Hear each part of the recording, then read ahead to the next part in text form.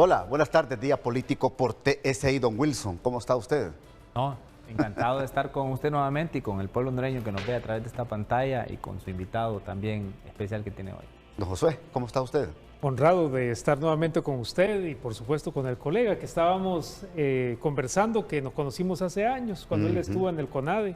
Mire. Y después coincidimos cuando él estaba a cargo de una institución pública. Qué bueno, qué bueno. Póngame el nombre del programa, por favor, Edgardo, el tema. Mire el tema. ¿Hasta cuándo aprenderemos en Honduras de los modelos electorales, como por ejemplo el de Colombia? Y quiero comenzar con usted, Josué. Bueno, lo que hemos presenciado en Colombia es el funcionamiento de un sistema electoral, un andamiaje electoral muy distinto al hondureño y con dimensiones totalmente, digamos, distintas a la nuestra. Solo Bogotá tiene 7.8 millones de habitantes. Colombia son casi los 50 millones, ¿no?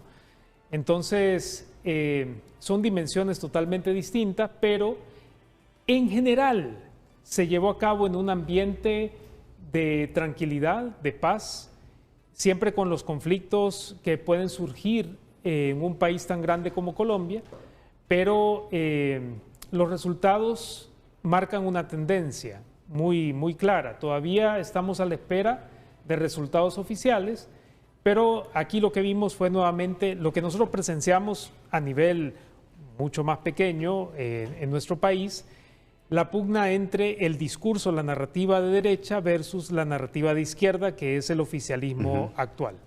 Ahora, pero ¿qué aprendizajes? Porque mire, a mí me sorprende, Wilson, que ya a las 8 de la noche ya hayan dado resultados, ¿va? Resultados que ya daban una tendencia en Colombia. No, bueno, aquí hay dos elementos en el programa que tenemos que analizar. Primero, bueno, en segundo plano, los resultados, que seguramente viene una pregunta ya en base a los resultados y qué es lo que va a pasar en Colombia, pero en la primera pregunta de este programa hay que analizar la profundidad de la credibilidad en el sistema electoral y la rapidez o la eficacia en emitir resultados. 2 horas después Colombia ya se sabía cómo estaban, empezaron a revelarse los primeros cortes y de repente en minutos o horas después ya el pueblo colombiano sabía cómo había sido el resultado de ese proceso electoral. Contraste con Honduras, que en Honduras en el proceso electoral que hace unos meses ocurrió, tuvimos un proceso electoral, yo creo, el más deplorable de la historia de Honduras, porque 30 días después todavía no había claridad del resultado electoral. Es más, han quedado fracturas o dudas en el resultado electoral, tanto a nivel presidencial como en algunas alcaldías y todavía aún en algunas diputaciones. Entonces yo creo que tenemos mucho de qué aprender, cosas que mejorar, pero contrario censo, no estoy viendo en el Congreso Nacional una agenda apegada a reformas electorales que nos permitan tener una credibilidad electoral en el año 2029, en la cual el pueblo hondureño sepa que al ejercer el sufragio, su voto va a estar reflejado con claridad, con rapidez y con claridad y seguridad de que su voto ahí está en ese conteo. Pero ¿qué enseñanza nos da este proceso electoral, Josué? Bueno, en primer lugar que necesitamos reformas a profundidad, como bien lo ha dicho el colega. El Congreso Nacional tiene la obligación, y en este caso no tiene ninguna excusa, porque cuenta con todos los votos, para generar una reforma a profundidad de nuestro sistema electoral. Y es importante que analicemos la factibilidad de incorporar esas figuras como la que tiene Colombia de la segunda vuelta electoral, que vienen a dirimir ciertas situaciones que sí se dieron en nuestro país desafortunadamente por esa lentitud, esa falta de amor patriótico del Congreso anterior y de los congresos que le antecedieron,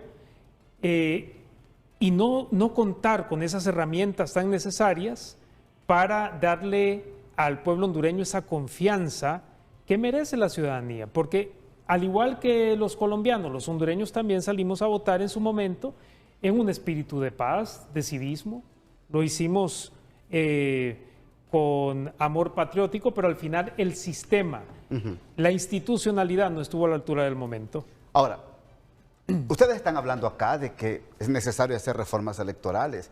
Yo creo que, aparte de los resultados, porque ya sabemos cuál es la tendencia en Colombia, viene una segunda vuelta dentro de 15 días, pero es que lo que queremos nosotros en el programa hoy es aprender lo bueno, que nos dejan estos sistemas electorales en países como Colombia.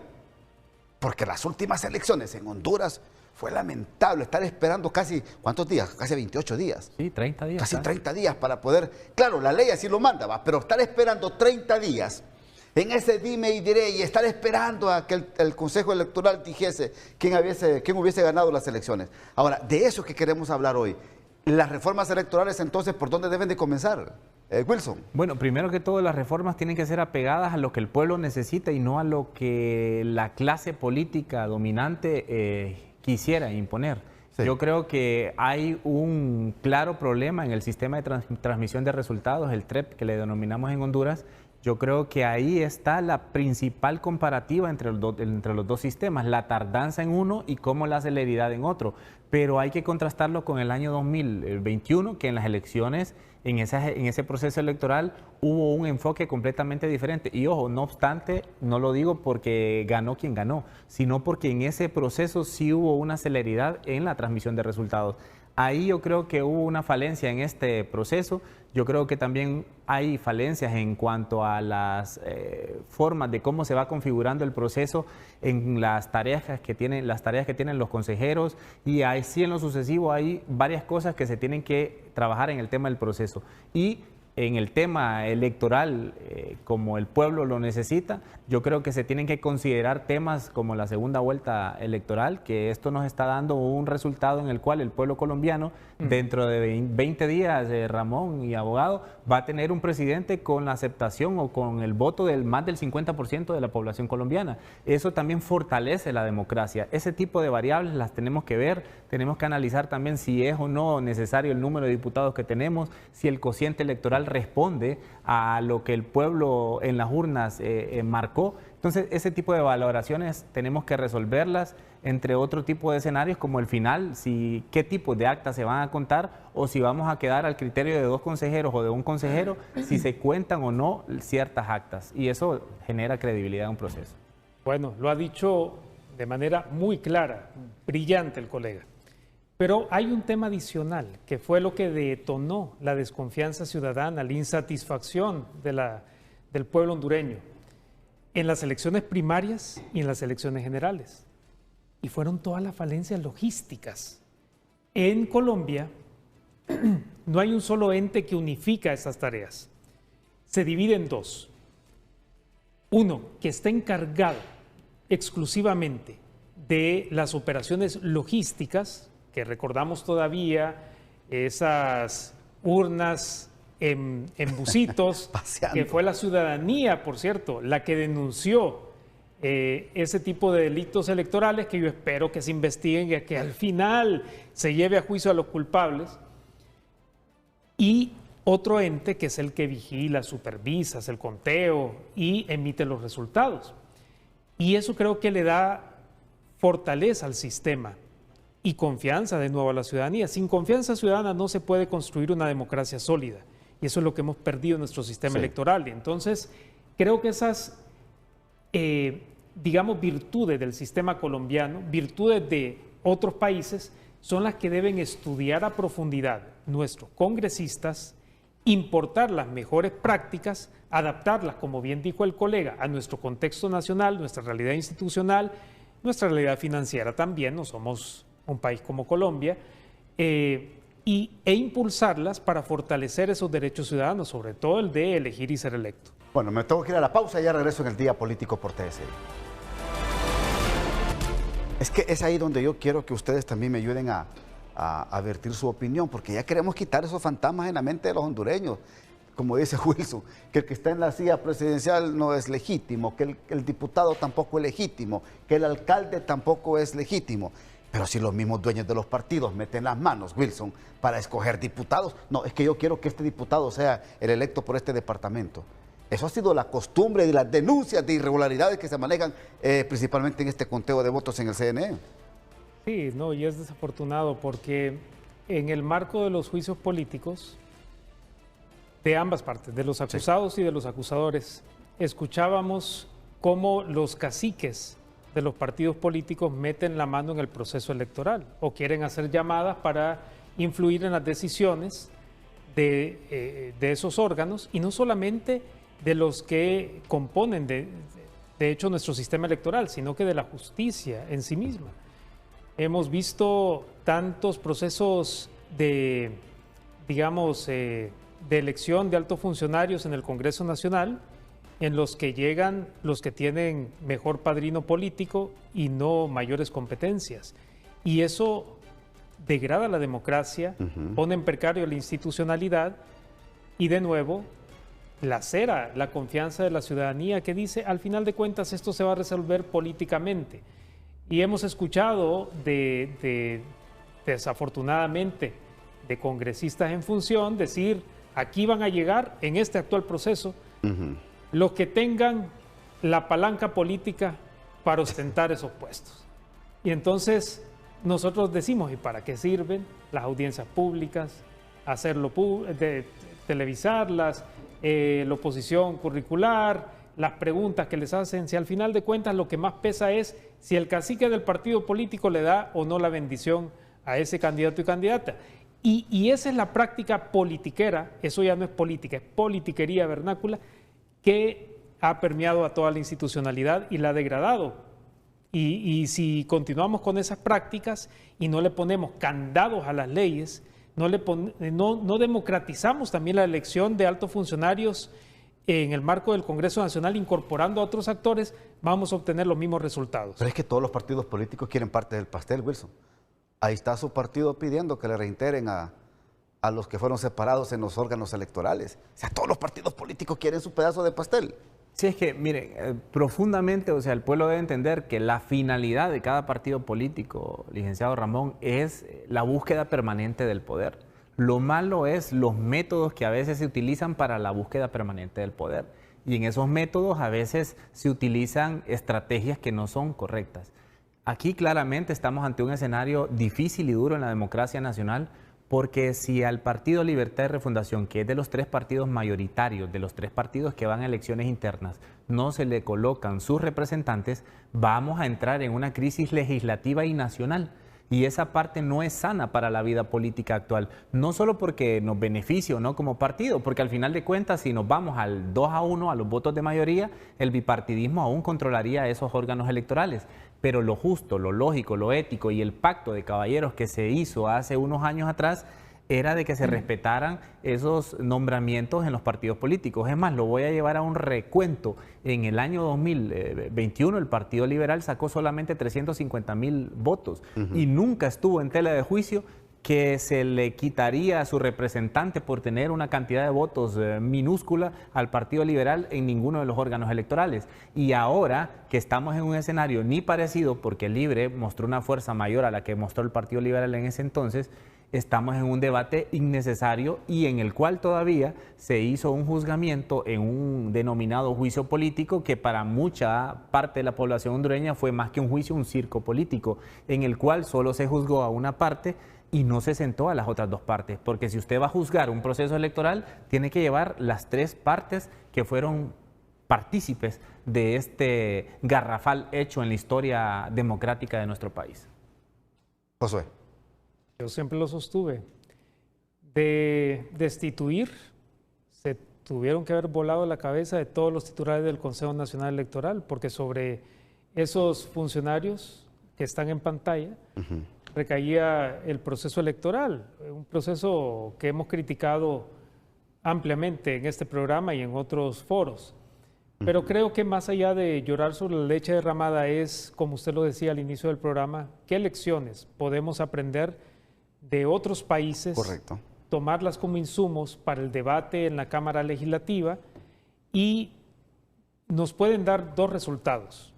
Una, parchar la ley electoral incorporando, digamos, la segunda vuelta o generar una reforma electoral a profundidad, es decir, de todo el andamiaje electoral, que es lo que hemos estado pidiendo desde hace años y que ahora, por primera vez, el partido que dirige el Congreso tiene la posibilidad de hacerlo, cuenta con los votos suficientes y no hay excusa que valga en este momento para no seguir impulsando las reformas electorales, las reformas en materia de trabajo, de salud, de educación, la reforma agraria que desafortunadamente, y lo he dicho en su programa, no se menciona en lo absoluto.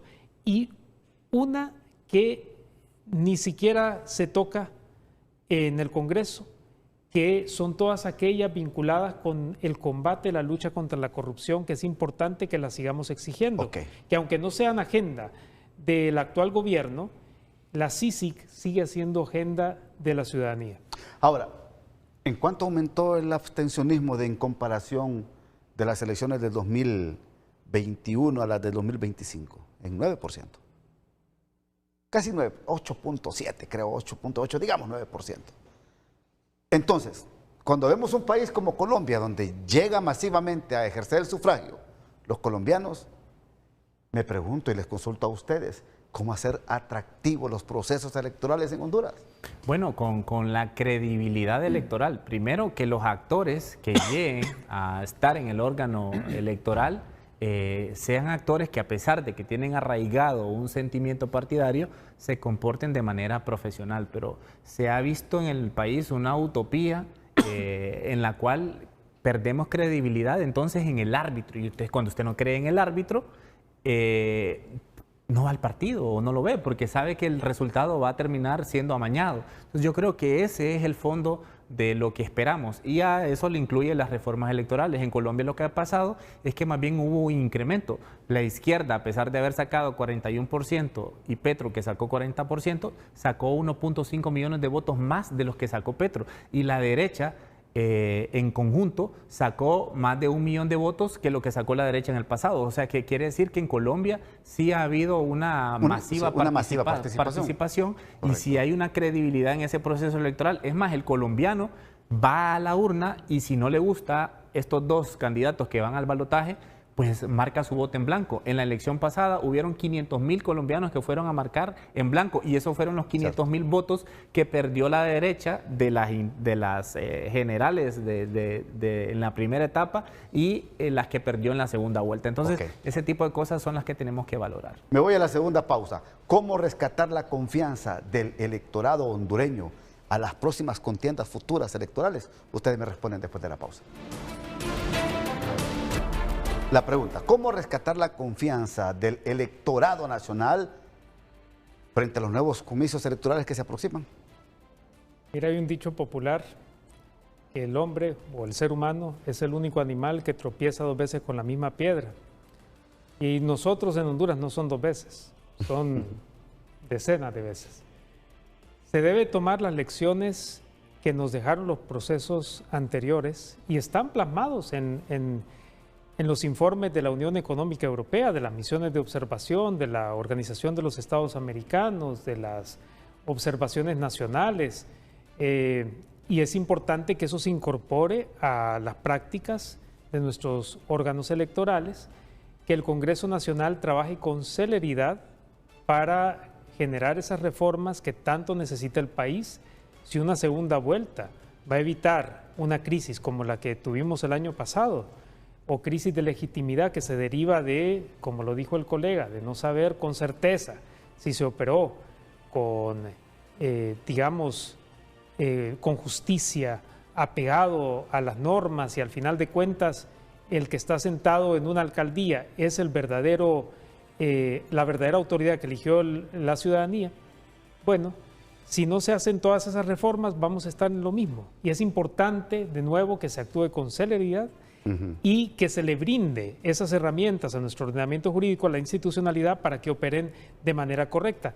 Todas esas falencias logísticas, administrativas, que presenciamos a lo largo de las elecciones generales y las elecciones primarias, no deberían de repetirse en el futuro. Se lo debemos al país. Wilson. Yo le voy a poner un ejemplo. Honduras nunca en la historia, o sea, en 2017 tuvimos un proceso oscuro, pero en 2025 no solamente fue el proceso general, sino que también el primario. Entonces, 2 procesos completamente reprobados. Entonces, viene el Congreso, que es el electo por el pueblo, para que juzgue a este ente electoral, sienta a un consejero y en su calificación, para mí incorrecta, lo aplaza y lo destituye del cargo. El pueblo no cree en el proceso electoral. Quedan 2 consejeras que participaron en ese proceso electoral. Esas 2 consejeras aparentemente se les va a otorgar un permiso, pero no están siendo destituidas del cargo. ¿Qué quiere decir? Que lo más probable es que en 2029 ellas celebren también las elecciones primarias del 2029. Entonces, ¿qué ocurre?